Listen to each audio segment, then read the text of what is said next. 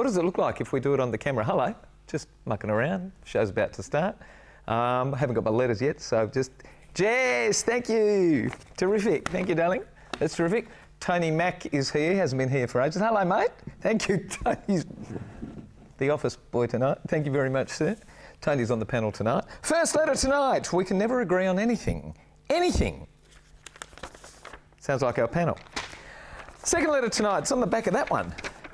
Hang on, here we go. What do I have to gain by making contact with this man whom I don't know? Doom, doom, doom.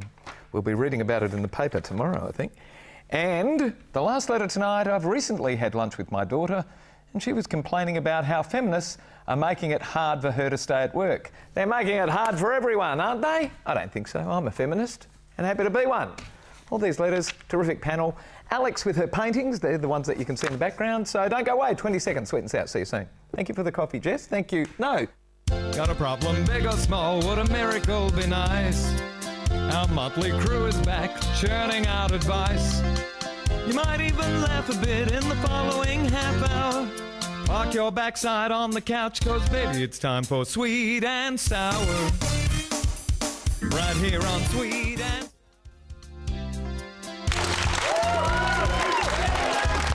Good evening, everyone. Welcome to Sweet and Sour. Better straighten up, otherwise they'll have a go at me. Gary Mitchell with you for the next half hour. Terrific to have you, as I said, the mouth is going to work tonight, we hope. Hello, Clint, first up. How are you, sir? Good evening. Good, thank you. Nice to see you. Now, my mouth isn't working, but my eyes might need some adjusting as well, and you're the man to see. I'm the man to come and see, mate.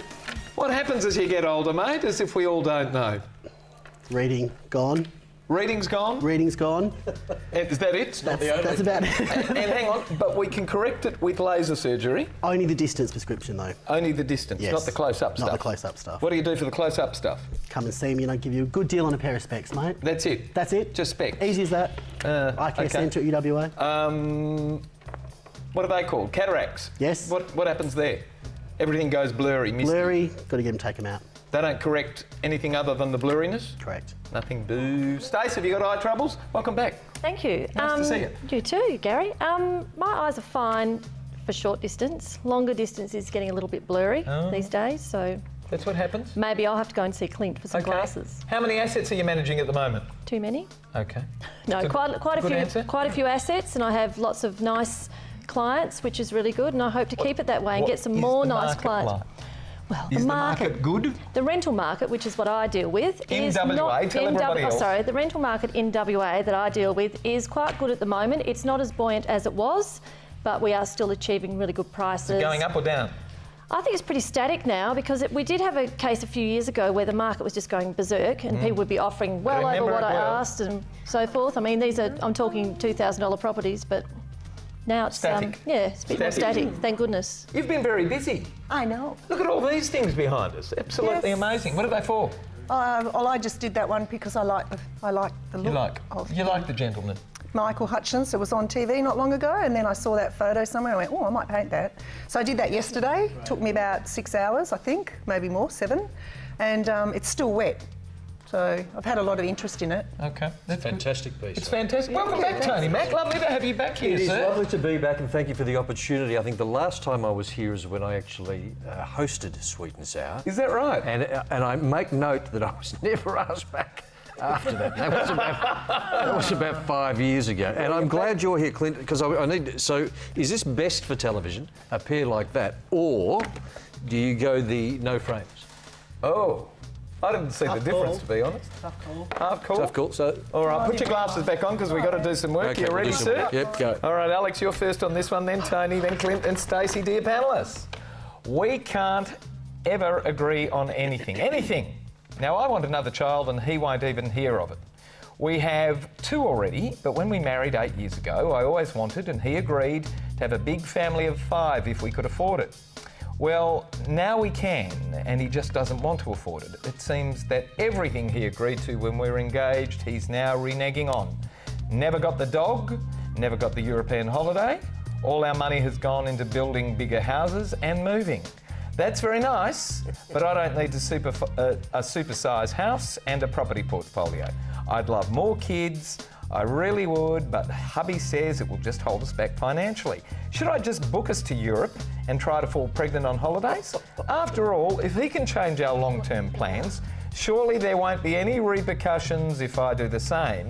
Or am I courting disaster? And it comes to us from Brenda of Belton in Queensland. Alex, is she courting disaster? Oh, Brenda, you know, from Belton, huh? Belton. I'd like to give you a belt. I tell you what. Because? You know what? Well, she wants this. Lady's written I in want for this. help. Yeah, but I want this, I want that. He said this, I wanted that. You know, it sounds to me you But just he did, want and she everything. did. Yeah, but maybe she's fat now and he doesn't want to have sex with her anymore and have more children because, you Why know. should that make a and she wants a difference? dog, never got a dog. We'll get a cat. And she wants to go to Europe, go to America. And you know what? She wants more kids. We're overpopulated already. There's too many people in this world. And just so what? He doesn't want any more kids. Leave him alone. She had a dream. And he agreed to the dream. A dream. Okay, she's singing. We're going to Tony. Listen, if I knew who your husband was, I would contact him and I'd tell him to have a vasectomy. Tony. I love, Gary, thank you. I love the first line here in Brenda's letter where she says, we can never agree on anything, full stop, anything, full stop. And then goes on to tell us why she doesn't agree. I'm not too sure that after two beautiful children, I hope they're fit and well and healthy, you've been married 8 years, husband has decided that he doesn't want to expand the family, he's going along beautifully, he's got the boat and he's got everything else. Why would you not just enjoy a beautiful holiday overseas? Why would you not just enjoy the two wonderful families, two children that you have? And here's the thing, working on a couple of great projects for Save the Children Australia, well, wait for it. Here's an opportunity. Why not volunteer your time to actually do some things for other people and other children, and you can just have a very satisfactory contribution that could be made in that arena alone. You could Don't have worry as many about kids as exactly. you like that way. Go and teach some children some Come homework. on, Clint. Well, look, when I first read this, I thought Brenda's really got a finger on the pulse because we all know that men love nothing more than being trapped by a woman. We love it. We love it. And it's the best thing ever for your relationship. Well, my girlfriend's in Melbourne. It is the best thing ever that you can do for your relationship. So this is honestly the worst thing you could possibly do. I'll keep it short and simple for you, Brenda. Book your holiday to Europe, pack your bags, and Brenda's husband, pack your condoms. It's as simple as that. Stacey, final word to a woman on this one. Fall pregnant or not? I think Brenda is caught in disaster if she's going to fall pregnant without letting her husband into the picture because life's supposed to be a partnership. Yeah. The husband's trying to make a nice life for her and all she's wanting is, I want this, I want that, and whinge. Life's a journey and her journey sounds like it's been pretty good so far. So if you don't want it to end, compromise. Don't do that. She's already got two beautiful kids, hopefully. Exactly. Maybe they're... Oh, never mind. When we come back, we're going to be talking about what do you do with a family member who disappeared and now wants to come back into your life. When we come back, more of Sweet and Sour. What are you doing? Yeah!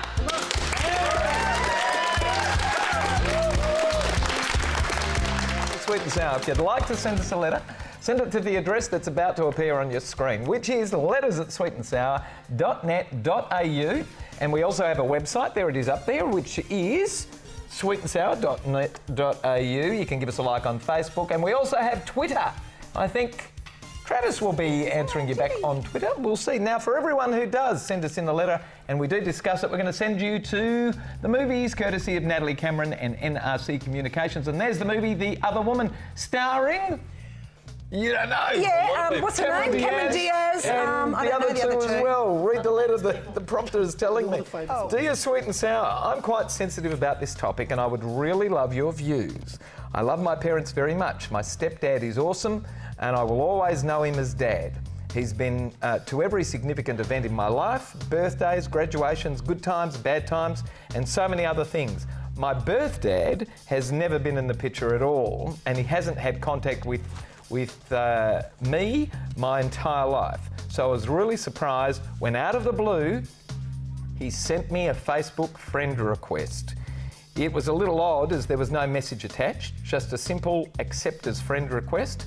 I just stared at it for ages and it's been 4 months since I've received the request. Obviously he's been out of my mum's life too for more than 20 years and she has nothing positive at all to say of him. What do I have to gain by making contact with this man who I don't know? But also, please let me know, What exactly do I have to lose? It comes to us from Kelly of Strathfield in New South Wales. Tone, what does she do? Well, Kelly doesn't tell us how old she is. I'm assuming she's late teens or early 20s. Yeah, thereabouts. She's been out of my... Well, hang on. She's been out of my mum's life too for more than 20 years. She's older than 20. She hasn't had contact for 20 years. Yeah, well, she makes the point that her dad has never been in the picture. I sort of disagree with that. I think he played a pretty bloody important part At the beginning? At the very beginning. And, you know, here's the thing, Kel. Would it kill you just to have a cup of coffee with your father? Just sit down, have a conversation, enjoy the cup of coffee. Who knows, you may actually really quite like each other. Start from there and then see what happens. Yeah, if it doesn't kill you, it makes you stronger, so they say. All right, Alex, come on. Well, you know what? This is coming from someone that doesn't have a father. My father died in a car accident when I was 12, so at least your father's alive. So that's one thing. I'm going to be serious here. Get to know him. Because you've only got one real dad, and like he can probably teach you a lot of things. And so what? Your mother has bad things to say about him. Of course, something happened, and it must have been a bad breakup. And you know, it's up to you to accept him as your father. And people make mistakes, and there's always forgiveness. So I think, you know, you need a dad. He'll give you some good advice. You know, I think Really? Well, he might be a ratbag, but that's okay to go and meet him and find out. Get to know him. He might surprise you. You know, don't judge before you actually meet him. And it would have been really hard for him to actually contact you like that, I think, nothing you know. Ventured, nothing gained. Yeah, do it. And she says he didn't send anything else but a friend request. What's he going to write? Well, he maybe thinks that, a mother's been bagging me for the right... No, well, he doesn't know. Maybe. He doesn't know. Anything's inappropriate. And he might think, gee, she might hate me. That is a very good point, though. I mean, it's a bit corny that the father has just sent a friend request. But what do you do? Wouldn't you say, hello, Cal, know this is a little odd, love to catch up for a cup of coffee? Maybe. But he mightn't have had your insight to do that. He might have just been nervous. And say, get nicked. It's not a hanging offence. This way, she can say she's accepted his friendship, and then he takes it from there. Alex is still going, but come on, Stacey. Okay, I think what she seems to be a little bit worried about is that her father, her stepfather, who is her father, will be somehow hurt by this whole thing if she meets her birth father.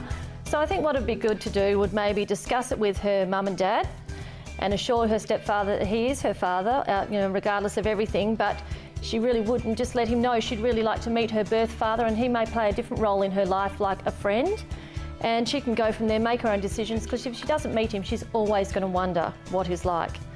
So that's what I would do if I was you. Maybe she's not prepared to meet him at this point in time. Well, I think she's nervous about hurting her dad. Is there anything wrong with actually sending him a message to say, look, I'll meet you a little bit later. I'm still having problems with it. Accept the friendship first and just get on with it. That's it. That's the first step. He sent a friendship request, then she accepts it, and then he'll probably contact her and... so that will be... communicate on that level first. Inviting the conversation once she accepts. He might be frightened to just contact her straight away. So this way it's the initial setup, you see. All right. Clint. Last word. I think, Kelly, you probably just need to assess how strong you are as a person, because I certainly agree that a lot of good could come of this, and there may not be any harm in accepting his friend request and having a cup of coffee. However, there's potential for a lot of hurt as well, I think. So I think she needs to just assess how strong she is as a person. There will be lots of joy if it all goes well, but there could be a lot of heartbreak if it doesn't as well. So, how do you protect yourself against? How do you go into it and protect yourself from the heartbreak? Because that's, I think, what she's. You can't. There's no heartbreak. He might be an absolute jerk to her. All the time. He might be an absolute jerk to her. Welcome to the world. But why put yourself through it if you don't need to? So you want to spend the whole life trying to protect yourself from being hurt? Not necessarily, but. Go and have a cup of coffee. Don't have a cup of coffee. There may not be. Would you go and have a coffee with you? I would think about it, but I'd also assess where I was and if I actually wanted it or needed it in my life as well. Yeah, and that's the other consideration as well. That's right. Because you complicate your life. Of course. And if you're happy and you've got it all together. Why complicate things? You're a mature. All right, we're going to take a vote on this. Raise your hand if you would go and have a coffee with you. Now. Okay, 3-1. There you go. I'm taking a stand. When you vote, yes, in my hand. I kept it down. I'd think about it for a little bit more. So would I. I'd send an accept, and then I'd think about it for a little bit longer, and see what he comes back to me with. You can always defriend him if you don't like him. Okay, that was Kelly of Strathfield. When we come back, we're talking feminism. Don't go away. So whatever you're doing out there, enjoy yourself, enjoy life.